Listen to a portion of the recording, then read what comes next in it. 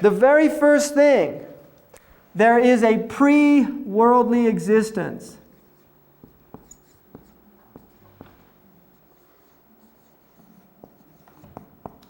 And this is the existence of the spirits, the souls, before we came into this world. The next stage is the worldly existence. And this is called Dunya. Now it's interesting, in the Arabic language, Dunya in Arabic means the lowest. In other words, this is the lowest. We're at the lowest level. What is above us is hierarchy. The highest level is the presence of God. Dunya is the lowest level. This is the life of this world. In the Quran is called Hayatud Dunya. The root word of Dunya is, one of the meanings is grapes. Like the famous fox in Aesop's fables. The grapes are just out of reach. And that is the nature of this world. There is an element in this world that the soul will never be content as long as it is in this world. But it will attempt to satiate its desires through the world. This is, like in Hinduism, they have the idea of the sensual, or even Kierkegaard's system. The idea of the aesthete, the person who spends their life in sensual experiences. These are attempts at assuaging this turbulence within the human soul. From the Muslim point of view, this is futile. The soul will never be at peace as long as it is attempting to fill the vacuum or the emptiness through worldly experience. One of the things that I think is happening in this culture now is human beings have become very jaded in their experiences. There's a need for continual and more extreme stimulation.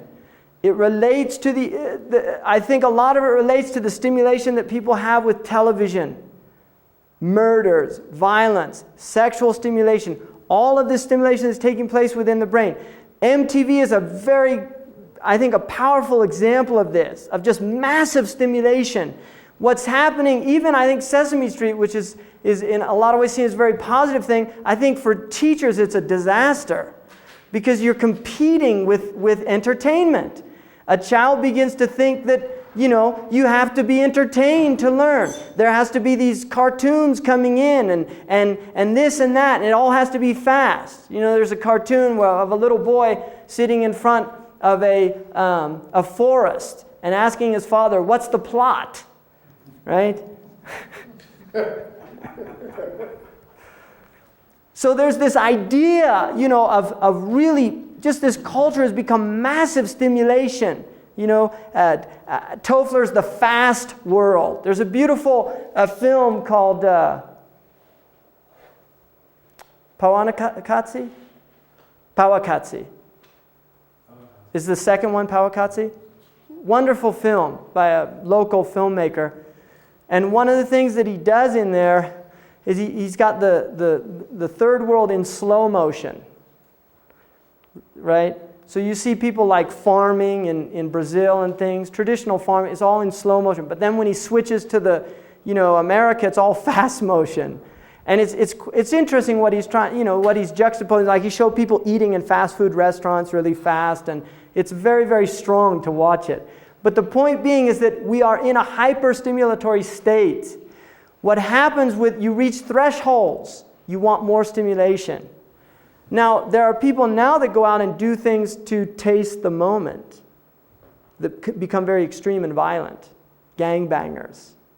You see, adrenaline junkies. When I was in an intensive care unit, and I used to go down to the ERs sometime, and in the ER room, it's really interesting that what a lot of the nurses that work in ERs and doctors do on the weekends, jump out of airplanes, hang gliding, these bungee jumping. Because if you work in intensive care, crack a chest open, cardiac massage, very intense. They really get into the rush of adrenaline and things. And then on the weekend, it's like, What's there to do? That's an interesting phenomenon. Really, it really is. Adrenaline's a very powerful drug. And we forget that there really is an adrenaline, it's a very high drug, right? And one of the things that happens when people, when they see things that they shouldn't see, the heart begins to beat faster, right? For instance, people that, they've done studies with people that watch pornography and things like that. Stimulation, rapid heartbeat, adrenaline rushes, things like that initially, but then more stimulation. They need more stimulation, right? And the end result is a snuff film or something like that. Really, there's people that's what they need to be stimulated. These are very serious, from an Islamic worldview, very serious ways of attempting to assuage this emptiness, to feel alive. Now, for the Muslim, the goal in life is to reach a type of tranquility, not the stimulation. It is to reach a point where the stimulation is not needed for one to feel alive. That what one feels alive through a peace, an inner peace, which is achieved through worship, through prayer and these things. So the dunya is the worldly existence, and the dunya also has 7 stages. The first stage is the infantile stage. Now it's interesting, the word in Arabic for the child is ghulam. The first stage of dunya is ghulam, which means lusty. That's what it means, ghulma, to lust. And this is the infantile state. There's a lust, there's a desire. And then it moves into the young adulthood. That ghulam goes to about 15 years of age, from birth to 15 years. And then young adulthood, which is where hopefully the child has been humanized in that first 15 years of life, to where that they're safe to the society and they're safety to themselves. Then it moves to what's called the kahl, or the middle-aged person. What's the second stage called? First is lusty, second is? The second is, it would be like a moving into what's called shabab, and it relates to fire. The second is shabab, and it comes from a root word which means fire. So this is where you have the fire of life. The first would be spring, the second would be like summer. There's a fire, it's heat, it's intensity, there's a lot of energy to do things. The third stage is reaching the kahal, which is related to maturity. It's related to productivity, where the person, now the fire has been used usefully, right? So there's something cooked there. There's been something cooked and it's something worthwhile now. There's benefit to be had. And then you go into the fourth, which is the adulthood, which is a rajul or a imra'a, which is full. And this begins at 40, right? This begins at about 35, small window here. So youth is from about 15 to 35. This is 1 to 15. 40 is a very important year in the Islamic view, because it's when the human being is at their full maturity. The intellect is fully mature. The body has reached its full maturity.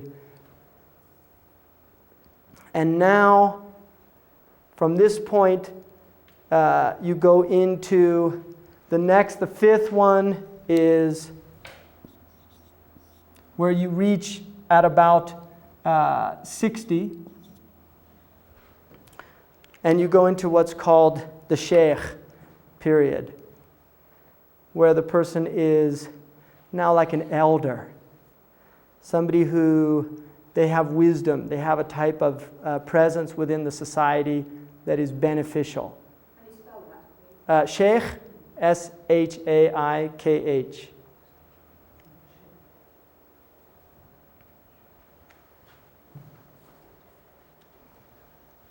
And then I mean, there's a stage here that's broken up, which would lead to 7, which is the sabi, which is the infant, first 5 years or first 7 years.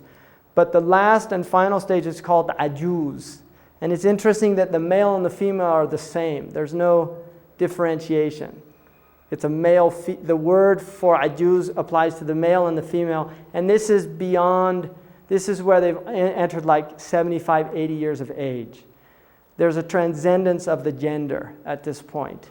There's a type of, in fact, in the Islamic culture, traditionally, at about 60, the woman will begin to, there's open mixing in many, many cultures, traditionally, as the woman enters into that period of life.